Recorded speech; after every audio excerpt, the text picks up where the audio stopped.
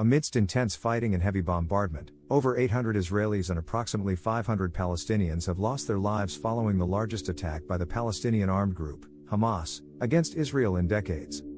Israeli Defence Minister Yoav Gallant announced on Monday that authorities would impose a comprehensive blockade on the Gaza Strip. This blockade would involve cutting off electricity and obstructing the flow of food and fuel supplies, effectively implementing a complete siege on the Hamas-controlled enclave.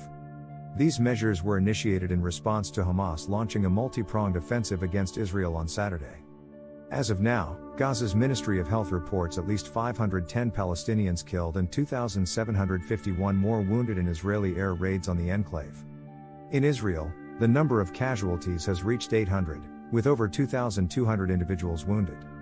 The Israeli military has targeted more than 1,000 sites in Gaza, including air raids that devastated much of the town of Beit Hanun, known as Erez to Israelis, in the northeast corner of the enclave.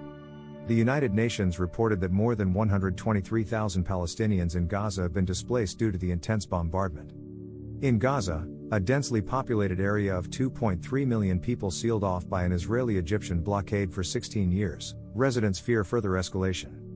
The Shujaiya neighborhood in Gaza was heavily bombarded on Monday, according to Al Jazeera's reporting.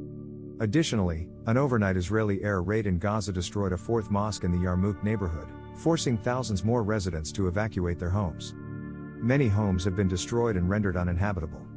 Israeli military spokespersons have noted that they have taken control of their communities following a significant incursion by Hamas fighters. Although there have been some isolated incidents on Monday morning, there is currently no active fighting in these communities. However, officials warn that there may still be terrorists in the region. Israeli officials have called up approximately 300,000 reservists and expressed their intent to end Hamas's rule over Gaza. They stated that they are going on the offensive. Earlier, Hamas fighters attacked an outdoor desert dance party, resulting in dozens of casualties among young Israelis, with some reports suggesting as many as 260 killed.